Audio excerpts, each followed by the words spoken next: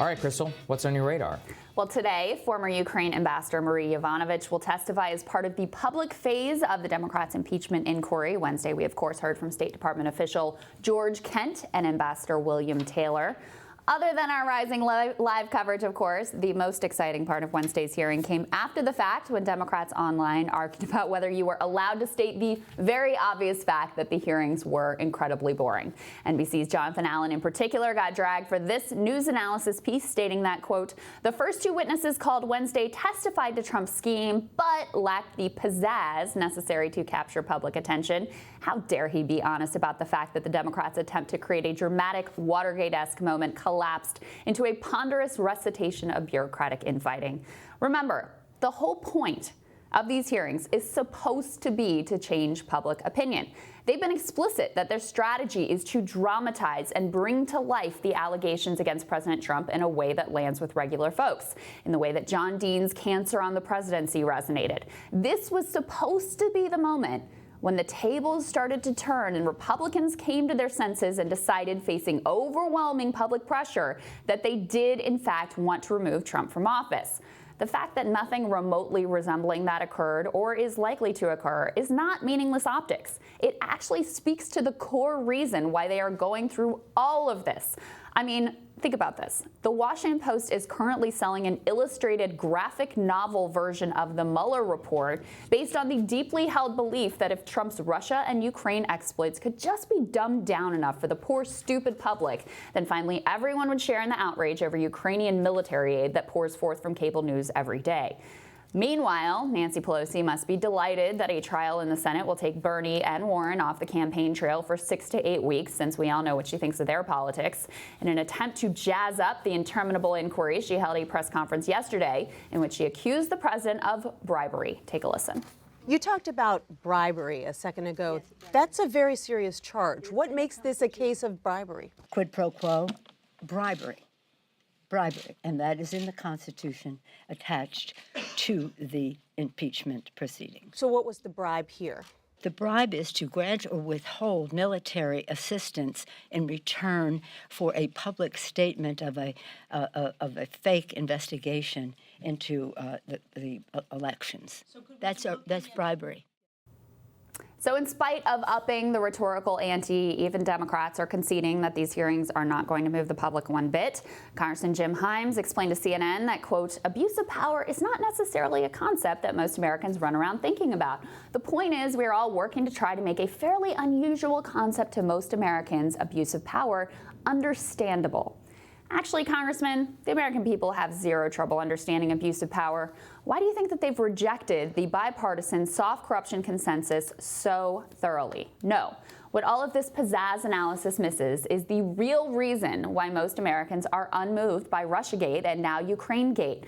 The reason why even voters in the Democratic primary never bring up impeachment or rank it at the top of their priorities. The reason why the candidates who most staked their presidential campaigns on Trump opposition have either exited the race completely or are flailing around somewhere in the low single digits.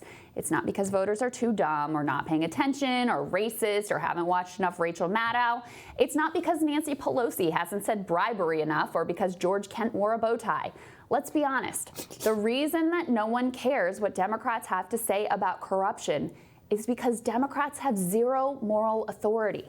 No one buys their outrage or believes that they're impartial actors here. After all, this whole Ukrainegate issue revolves around a potential investigation into the actual soft corruption of Democratic frontrunner Joe Biden.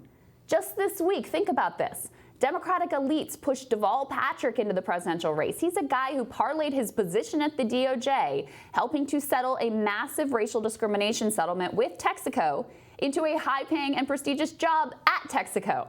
As Sagar highlighted recently, Ways and Means Chair Richard Neal recently presided over a centennial birthday party for AIG, a company that taxpayers bailed out to the tune of $180 billion. The guy who helped to write our so-called banking reform bill now sits on the board of a bank.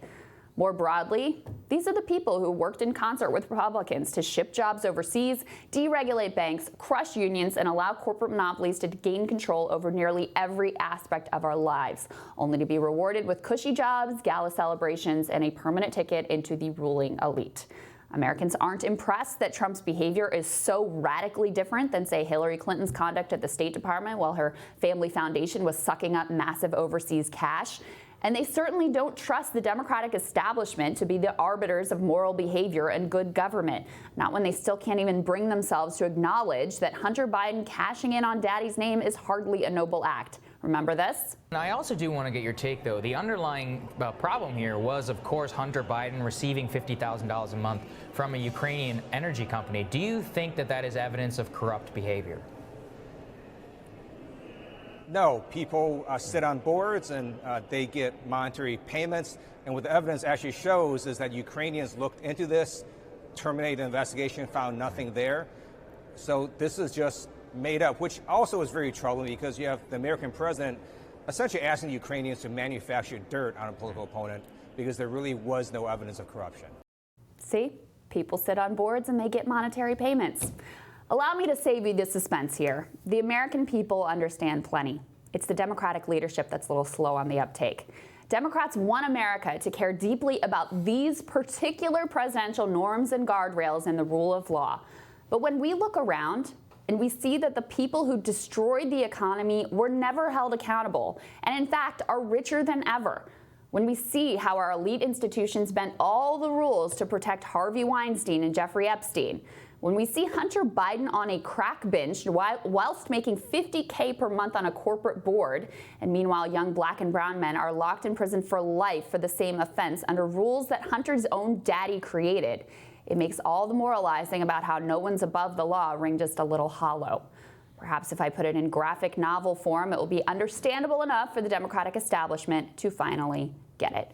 Sagar, this is the part no one talks about. No, there's they no don't. Credibility underpinning the allegations that are being made here. Yeah, I mean, that's always what it's about, good and bad faith, right? And it's like, it's so obvious that this is just a bad faith power struggle. And so that makes people buckle down into their both respective sides, use moralizing against one another, and then, they all kind of snicker whenever the TV cameras are off. And that's the thing. Look, I'm not going to sit here and pretend a lot of these Republican investigations in the Obama era were like made in good faith, like the Benghazi committee and like how many of those did we have? I'm not going to defend it. I'm not. It was the exact same thing, right? Like there's complicated foreign machinations that happen when you run the executive branch. Do I think it was like deserving of scrutiny? Sure, but that's what I'm talking about, which is that everybody could look at that and say this is a political farce in order to damage Hillary Clinton.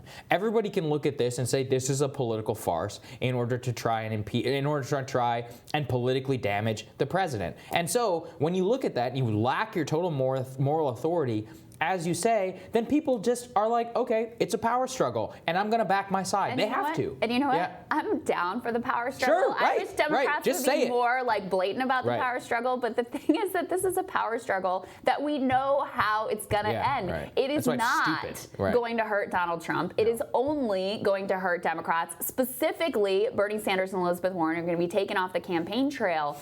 So even within the confines of this is just a power struggle, the strategic calculation is absurd. Yeah. I actually think, I think that they actually believe that there's a principle behind this, that they want to lay this marker down in history, that they want to, this is what I hear all day, they need to hold the president accountable. But when he's acquitted in the Senate, what kind of accountability is that? Right. I mean, that actually just sends a message to the next president that, hey, he got away with it. Go ahead and use your foreign power however you want. They want to drive him crazy so they can put an asterisk in his name in his obituary, right? Whenever that eventually comes. But they don't understand that they're just damaging themselves far more in the short term, basically splitting the country exactly along the lines that they already were. And like you said, if you're going to have a power struggle, at least do what Mitch McConnell did and make sure that you save a Supreme Court seat that you win that power struggle. That you completely shift the dynamics of American politics for a generation, not ensure victory for the person that you're trying to defeat. The most important impeachment news that happened this week is even Democrats admitting that this isn't going to change anything. Exactly. So there you go. Sagar, looking forward to your radar next.